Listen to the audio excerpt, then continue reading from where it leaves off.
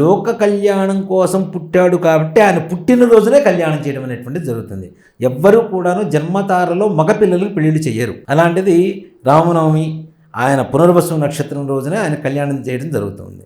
దాంతోపాటు కళ్యాణం కూడా మిట్ట మధ్యాహ్నం 12:05 అభిజిత్ లగ్నంలో చేస్తారు. మనకి 12 లగ్నాలే ఉంటే 13వ లగ్నమే అభిజిత్ లగ్నం అంటాం. దాన్ని 12:05 ఉంటుంది. 11:50 నుంచి 12:15 వరకు ఉండేటువంటి లగ్నాన్ని అభిజిత్ లగ్నం అంటాం. ఈ అభిజిత్ లగ్నంలో భద్రాచలంలో కూడా మన కళ్యాణం ఇదే జరుగుతుంది నాన్న. ఈ సమయంలోనే తలంబ్రాలు మనకి జీలకర్ర బెల్లం పెట్టడం అనేటువంటిది జరుగుతుంది. ఇక్కడ జీలకర్ర బెల్లం మనం పెళ్ళప్పుడు ఎందుకు పెట్టాలి, అసలు పెళ్లిలో శ్రీరామనవమి ఎప్పుడైనా సరే మానవ కళ్యాణానికైనా దేవతా కళ్యాణానికైనా జీలకర్ర బెల్లమే ఎందుకు పెట్టాలి అనేటువంటి అంశాన్ని పెద్దగా ఎవరికి పరిగణనలోకి తీసుకోరు.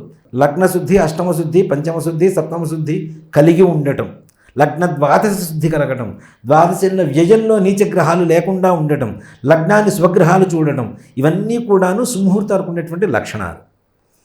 సుముహూర్తంలో జీలకర్ర బెల్లం కరెక్ట్గా ఎవరైతే వివాహం చేసుకుంటారో 7 జన్మలకు వాళ్ళే భార్యాభర్తలు అవుతారని చెప్తారు. సుముహూర్తానికి ఉండే లక్షణం అది. సావధానే సుముహూర్తే సావధాన, శుభలగ్నే సావధాన, శ్రీ లక్ష్మీనారాయణ ధ్యాన సావధాన అని చెప్పి మన లగ్నాష్టకాలు చెప్పి దేవతల్ని కూడా అక్కడికి వచ్చి కూర్చోమని చెప్తాం మనం.